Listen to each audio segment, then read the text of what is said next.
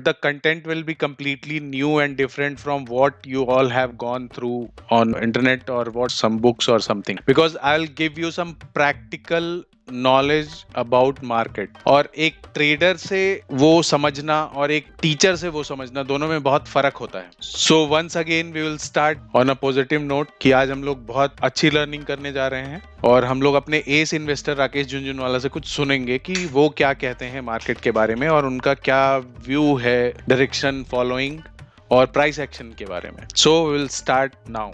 I don't think for a good trader, I think we don't initiate more than 40% of trades which are right. That's why out of 1 million traders, only 90 or 100 really make money. What do you look for? I will look for, first of all, look for broad direction. Don't try to be an expert. Don't try to predict every move, every hour, every day.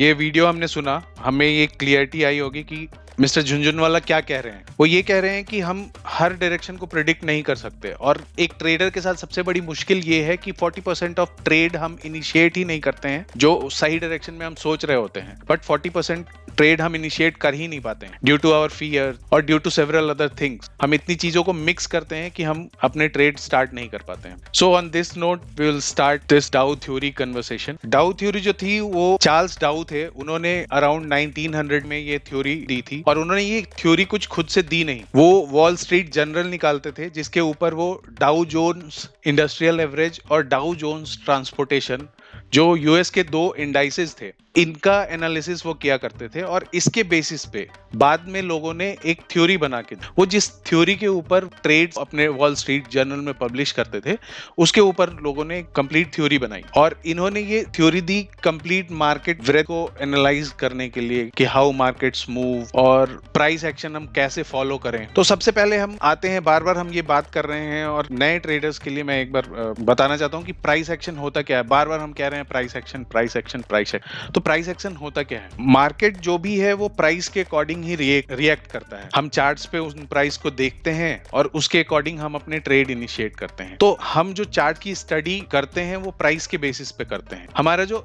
X axis है वो price होता है और Y axis है वो time. अगर price हमारे time reference के अंदर मूव करेगा then only we will be able to make profit. हम एक ट्रेड ले रहे हैं जिसमें हम सोचते हैं कि प्राइस जो है, या निफ्टी के बारे में हम लोग बात कर लेते हैं, निफ्टी 17,400 के ऊपर अभी चल रहा है और हम ये सोचते हैं कि निफ्टी वो 18,000 जाने वाला है। उसमें टाइम का भी एक एस्पेक्ट होगा कि वो 18,000 कब तक जाने वाला है, क्योंकि अगर हम ऑप्शन में ट्रेड करते हैं तो वो, या फ्यूचर्स में जिसकी बात हम लोगों ने लास्ट लाइव सेशन में की थी, अगर उस एस्पेक्ट को हम ऐड नहीं करेंगे तो हमारा प्रॉफिट नहीं बनेगा। तो टाइम भी एक एस्पेक्ट है, लेकिन पहले हम एक रेफरेंस को कंप्लीट स्ट्रांग होल्ड करें देन ओनली हम दूसरे एस्पेक्ट के ऊपर जाएं। पहले हम प्राइस को अच्छी तरह समझ लें देन हम टाइम के ऊपर कुछ बात करें या टाइम के ऊपर जाएं। तो इसलिए उस डिटेल में अभी हम लोग नहीं जाते हैं, पहले हम केवल प्राइस की बात करते हैं। तो हम लोग पहली बात अब ये करेंगे कि प्राइस बनते कैसे। पहले प्राइस एक्शन की अंडरस्टैंडिंग देने की कोशिश करता हूं, then we will go to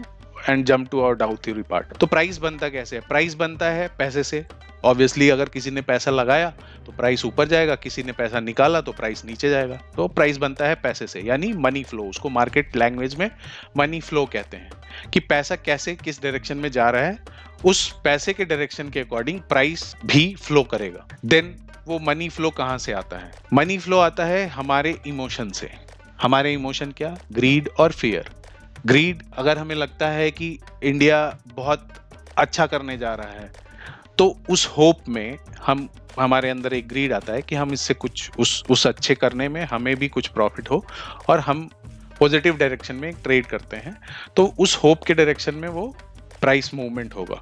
और वैसे ही फियर, हमारे अंदर अगर फियर है कि कुछ स्टॉक्स में ऐसे कुछ गड़बड़ चल रहा है या हमारी इकोनॉमी अच्छी नहीं कर रही है, हमारे यहाँ कोविड आ गया या किसी भी तरह के और बहुत सारे सिचुएशन हो सकते हैं, उनकी वजह से हमारे अंदर फियर आता है जिससे हम मार्केट से अपना पैसा पुल आउट करते हैं और उसकी वजह से प्राइस नीचे आता है। पहले तो मनी फ्लो हुआ। मनी फ्लो कैसे बना? हमारे इमोशंस की वजह से मनी फ्लो बना, हमने ये समझ लिया। तो पैसे का ट्रेल, पैसा जहां से चल के आया, अब हम इन सब के, वो ग्रीड और फियर हमारे अंदर कैसे आया? वो न्यूज के बेसिस पे आता है, कहीं कुछ और डिफरेंट टाइप ऑफ एनालिसिस हैं उनके ऊपर आता है। हमारे पास जब बाकी सारे डिटेल्स अवेलेबल नहीं है, हमारे पास न्यूज उस तरह से अवेलेबल नहीं है, या मार्केट के अंदर जब वो न्यूज़ आता है तब तक हमें यही सोचना चाहिए कि हमारे पास अगर कोई न्यूज़ आया तो I am the last person to know that news, क्योंकि मार्केट के अंदर वो न्यूज़ बहुत पहले से होता है।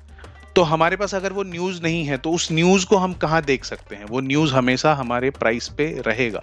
तो प्राइस हमेशा उस न्यूज़ के अंदर आ जाएगा, क्योंकि हम थाउजेंड ऑफ न्यूज़ और थाउजेंड ऑफ इंफॉर्मेशन हमारे पास हो भी नहीं सकता है, और अगर हो भी हमारे पास, हम कोई सोर्स ऐसा क्रिएट कर लेते हैं जिससे हमारे पास वो सारे न्यूज़ आ जाएं, तो भी हम उस न्यूज़ के बेसिस पे ट्रेड कैसे कर पाएंगे? इसीलिए हम लोग प्राइस को एनालिसिस करते हैं, क्योंकि price is the final outcome of all these things, हमारे मनी ट्रेल का, हमारे इमोशंस का, किसी भी तरह के न्यूज़ का, और हजारों चीजें जो भी ग्लोबली हो रही हैं उन सब का, तो उसको हम प्राइस के ऊपर फॉलो करते हैं।